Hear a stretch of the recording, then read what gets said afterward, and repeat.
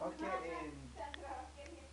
como ven ahorita estamos acá alrededor de esta mesa ofreciéndole la bebida que mayormente es chocolate y el pan dulce y los guineos como lo ven acá, la naranja, dulce, galleta y el pan dulce que se le ofrece a los fieles difuntos que son nenés, los niños que se murieron pequeños.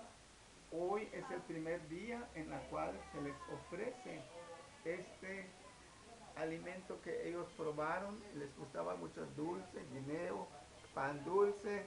En maya este pan dulce se le dice castranguá, esa es la palabra. Esto se le dice en maya pacal. Y entonces la jaaz.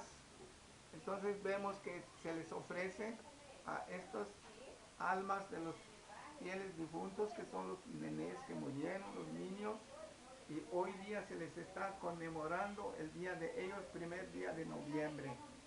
Y el siguiente día viene, pero para las almas más grandes, los adultos, los hombres y mujeres que murieron. Y entonces, pero hoy es el día de los niños. Aquí este grupo de familia Azul está ofreciendo esto, recordando nuestra cultura, nuestra fe, lo que nuestras raíces nos enseñaron, cómo debemos atender a nuestros fieles difuntos. Porque se nos enseñó de que 8 días antes del 1 de noviembre, las almas ya están con nosotros visitando.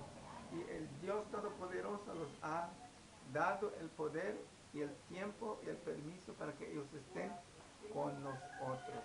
Es por eso nuestra fe la continuamos vivo y lo estamos recordando y enseñando para que se den cuenta sobre nuestra cultura maya, la creencia de los mayas.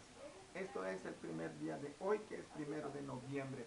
De esta forma celebramos, porque esto es un rezo, terminando un rezo. Y si no puedes ofrecerles un rezo, este que estamos haciendo ahorita se le llama en maya etzkunal. Solo es asentar lo que se les ofrece a las almas. Eso es el significado de la fe, la cultura maya. Gracias.